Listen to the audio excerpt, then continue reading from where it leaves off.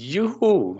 Finally live. Finally live. Hello, Elvenar players. Hello, Welcome Elvenar back players. to another Q&A Welcome back session to with another Lucas Q&A and session me, with Timon, Lucas from the and Elvenar me, team. Timon, From the and Elvenar today team. our main topic And is today our main topic the last event, is or the next the event, last actually, event, or the Autumn next Zodiac. event, actually, Autumn And Zodiac. we will tell you some things about we it. will You can tell tell you some things about it, and you can ask us all kinds of questions about it. But of course, if you have questions apart from the event, feel free to let us know. We will try to answer as many questions as possible. Now we'll hand over to Lucas, who will give a short introduction. What is the Zodiac event, the Autumn? All right. So the Autumn Zodiac event is similar to the one that you may know from previous years. We also have this whole Zodiac theme, like the different stars, the galactic spheres that you can open to get rewards. Then you can collect stardust to get more and more rewards. This time we have a new quest giver who's called Chiu. It's a halfling. It's a trained monk. And she will visit your city and she will help you celebrate the zodiacs and then await the arrival of another magical bear pet that you can play for this time. Maybe we can jump right in with that one because the new panda bear pet is the red panda master. It's the main prize of the event, and it's an evolution building that you can evolve 9 times up to level 10. And it has a really exciting feeding effect, I think, especially for fellowship adventures, which is that you get additional vision vapor when you craft for 3 days when you use some pet food on the building, which is a really cool effect. I don't think we have any buildings in the game currently that increase your vision vapor gain at all. Yeah, not that I recall. That's a great new mechanic, and we are looking forward to your reaction to that. And please let us also know what you think about this. Is this the reason why you want to play through the whole Zodiac event? Or what is the favorite part for you about this new event? That would be really nice to know. Yeah, what is your favorite part, Lucas? Let us know. A few different things. So first of all, obviously the new bear pet I think is really exciting. And then I also, what I really like about the event is like the new visualization of all the rewards, the grand prizes and the new royal prizes as well, where you can see like the progression when you progress through the event, what you can earn in the event and what you can get. I think that's really cool and that's new. Before you could only see like the 1 or 2 next grand prizes and you couldn't really plan ahead and couldn't really see what you will get after that. True. So I think that's really cool. And then obviously we have new buildings as well. We have the new panda bear. We have 4 additional daily prizes that are completely new. And then we also have one really rare building in the royal prizes, which is the red forest. It's the first reward that you can get in the royal prizes. And that's not very readily available usually. So that's also pretty exciting. Yeah, it's actually a lot of new things to come, and some of them will also hopefully be shown again, like the battle pass in upcoming events. So we are looking forward to your reactions to that as well, since we are curious how you find the whole idea with this new pass, with this additional line of rewards, and maybe this encourages a lot of you to play further through the event and grab all the prizes. Yep. Nice. No? Yeah, I think it's super high value as well, right? I've bought it. I think it's really cool that you can also get it with free premium or free diamonds that you can get in the Spire, for example, right? So it's a really high value place to spend diamonds as well and get a lot out of it, I think. So I personally I also bought it. I think it's really cool. Yeah, it's really nice. I mean, you start getting in this red forest building, right? And then the further you progress, the more it adds up on top. So it also depends on how far you reach. And this is also why we made it possible that you can buy this at any point in the event, right? Even on the last day, and then still grab all the prizes you have already surpassed. No? So like the second lane of prizes will unlock whenever you buy this package or this second lane, and then you can grab all the prizes at one. And this feels really nice as well, not to get this bunch of rewards on top. That's a super interesting point and super important point to understand as well, right? You can either just grab the get one additional reward every time you could collect one grand prize, or you can also wait until the end and see, okay, how much did I achieve? What could I get for my diamonds here? And then just use it then, right? That's completely up to you. Yeah, we also have the first comments from players, and Imzadi asks, to save space, any chance of creating any is exclusive to Ancient Wonders? They take up a lot of space and impossible to place them all in advance in chapters. So the answer to that, unfortunately, is no, we don't have any plans to provide you any space separately from the city for Ancient Wonders. Sorry. Every Ancient Wonder has powerful effects, and they should be well worth the space they occupy in your town. And yes, it is up to you to decide how you make room for them. And certainly there are a lot of ideas how you could handle it. No? You can always try to rearrange your city. You can also replace normal culture buildings with event buildings that give more culture, or even Ancient Wonders that give a lot of culture. In that way, you can always try to save up the space somewhere else to have enough room for the Ancient Wonders. That's the way to go. But be sure we also, when we balance how big the city is supposed to be and how big the next settlement is, we have the Ancient Wonders in mind. So we always try to make it reasonably possible to build all the Ancient Wonders and still have enough space for your city, for some event buildings, and for the settlement as well. So it is tricky, that's true. And it's at a point where we think that the challenge is okay-ish at this level. We don't need that much more space. Yeah. I mean, I think it's also part of the fun, right? That you constantly have to optimize your city, make sure it's efficient, make sure that you don't waste any space, basically, right? So playing events will get you a long way with that. Making sure that you replace old buildings and you upgrade old buildings will also help with that. Yeah, I mean, in general, we do think about mechanics that make it possible for you to have more options how to optimize your city, right? I mean, think about how it was a few years ago when you didn't have the Royal Restoration. You had all these kind of outdated old buildings, and they would still line up and don't add too much economy-wise to your city, but still occupy the same space. And now you have the chance to keep them up to date. Or we had way more often events set buildings where you had to place 5-6 buildings together to have the maximum effects. And now in many events, we do something like we do here again, having one single building that can be upgraded within the event 10 times instead of becoming bigger and bigger. It has a certain size from the get-go, which is not too big.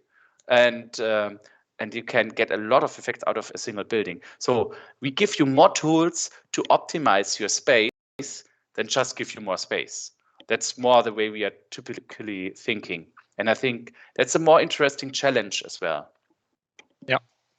We have another question from Andy. Why does the Bonsai Garden chapter 18 give less golden seed than a Prince Charming float from chapter 17 on the same space? That's an interesting question. I'm not 100% sure, but I'm assuming that the Bonsai Garden gives you more culture. So because we have a budget per building, basically, right, that we distribute across different productions and stats.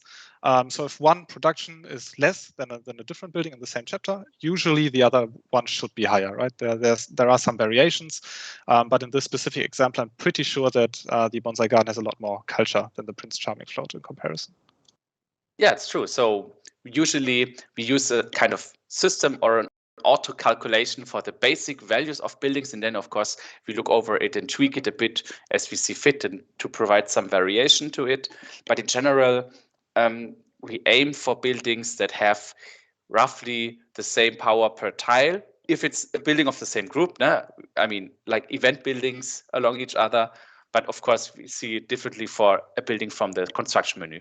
But within event buildings, and this is the example here, you should have a reasonably similar power per building, but which resource is dedicated to that power that is changed or is different per building. And the Prince Charming is obviously a bit of a better fit for those who just want more seats. And the Bonsai Garden is a bit more balanced and also gives then some other stats as well, like culture. Yeah. Hello from Canada, says Sharon Kropp. how do you gain the other chests in the top row? Yeah, Lucas, maybe you can explain again how this works. Yeah, absolutely. So at any time during the event, you can spend 1,500 diamonds to unlock the whole top row. One of those milestones, like every 20 starters that you collect in the event, you can also collect the reward from the top row in addition to the one that you would get anyway in the bottom row. So the bottom row is the grand prize progression that you already know from previous events. So nothing changed there. And then on top of that, you can optionally gain additional rewards by spending some diamonds. Yeah, so we changed this a bit. No? Before it was also like you would automatically collect the prize if you reached it. And now you can't go into this window and collect it once you reached it. And of course, I think this question would pop up otherwise. I will say this now. If the event is over and you did not collect all the stuff, you will automatically get it. You will not lose anything. So if you always forget to pick up your prizes, that's still fine. When the event ends, you will get everything you achieved automatically, like before. Nothing will get lost. You can just pick it up earlier if you do it manually. Yep. So another question from Mark.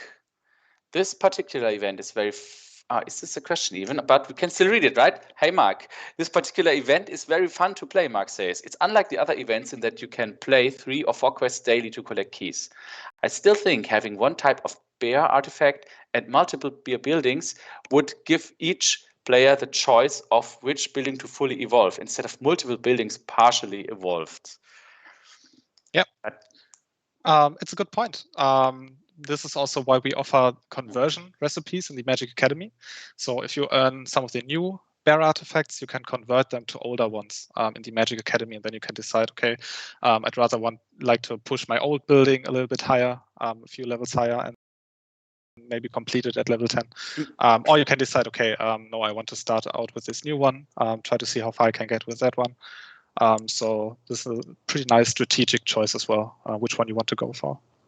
Yeah, I also find it interesting which kind of animals we actually ended up having in the game as prominent event buildings. Now we have the dragons and a few of them.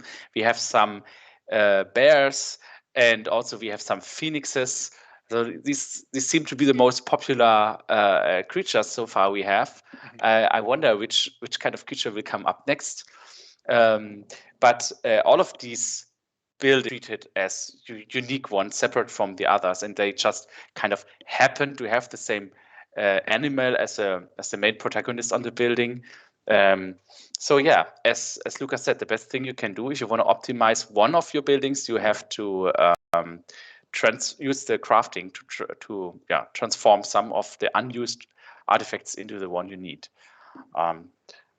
So we also have this in mind. We know that some players have artifacts of some buildings more than they need, or of a building that they didn't even build, and they have just the artifacts left, and we give you some option to convert them at certain points. But of course, the easiest way to get artifacts for this bear now is to play the event as far as possible. Now is the easy way to get it, right? Now is the time to get it. Yeah, that's also the goal, right? That in every event, the new thing that you can get is always the easiest in that event, because we want to keep it special, right? We want to reward players that really like this event, play it a lot, and then level up their building. It would be unfair to give it out easily after that, right? Exactly. No, I mean, we have this main income for this resource, and this is the way to get it. And it's also the fun way to get it, to be honest. No? So I can just recommend, take a look at the event early on and decide if you want to run for this patent. I'm sure you will be convinced that this is a great new effect that it gives. And also the looks of the building is amazing. It's a great fit for any city. I can just recommend it for everyone. Go for it. Go for it. Don't wait for the crafting recipes. Martin has another question. Any plans for the daily gifts to come to the browser version? Lucas, what's the daily gifts? Yeah, so we have this for everybody who doesn't know. We have these daily gifts on mobile, on the mobile app version, where you can log in once a day and then you get some small reward, like a small amount of goods. We don't have the plan to put that into the browser version at the moment, or at least we haven't started doing that. It's always something we've discussed a little bit, but it feels a lot more natural on mobile to have something like that. And it's also a lot of work to implement it on browser because we don't have anything similar, and also we don't have too much control of the like the place where we give out these rewards on browser. So yeah, for now it's we have it on mobile, and you can also install the mobile app if you usually play on browser and then get the reward every day, right? That's true. Yeah, but for the moment we won't have the opportunity to collect it in browser. So if you haven't done so far, then download the app, and just to grab the daily price from the shop, or daily reward from the shop, because it's gonna be exclusive to the mobile version for a while. Yeah.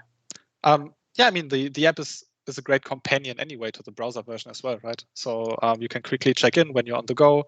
You can get this like daily reward a little bit. So there's a few advantages to playing on both if you want to. Actually, I've spotted another question in a similar direction. We are getting a lot of questions about the main price building and how to evolve it and what to do with artifacts and conversion. Here's one from Crystal. I got Moon Bear artifacts, but didn't get enough MA recipes last year. No way to convert them still? Anything planned? Yep. So we have no plans to add them back to the conversion at the moment, but we, as you may have noticed in the Spire, we are giving out a lot of different artifacts at the moment, right? In these 6-week cycles, a new artifact is added to the Spire, and I'm sure the Moon Bear artifacts will also be there sometime soon, and then you can play for them in the Spire and hopefully complete your building as well. Another opportunity will probably be in the crafting at some point, because we also offer the artifacts in crafting. I think they cost like 3 blueprints or something to craft one. That's also a great opportunity. If you're still missing a few, you can craft them there at some point. Not yet, though, for the Moon Bear, but there will be at some point in the future. Yeah, so the whole situation with the different artifacts for different evolution buildings is, of course, a bit tricky also for the players. And we are always looking into opportunities, into possibilities, how we can still let players use the stuff, because not everyone will collect exactly the amount of artifacts he needs to level up the Evo building to the top level. So we have to find a balance between giving those players another chance of making use of these artifacts, and on the other side, not giving out artifacts that most players do not need at this point, and give them some rewards, and they're not being able to complete an evolution building anyways. But so far we found these basically 3 places where you can get it. Now, first the main event, which is of course the main idea behind it, to get it there, and then, as Lucas said, always check out the Spire and which potential rewards you can get this time. This changes from time to time, and that might just be the artifact you need, and then the crafting, of course, in the Magic Academy. Exactly. Maybe one or two more tricks might follow in the future, but nothing to announce today. So who else has questions? We have one from Stephanie.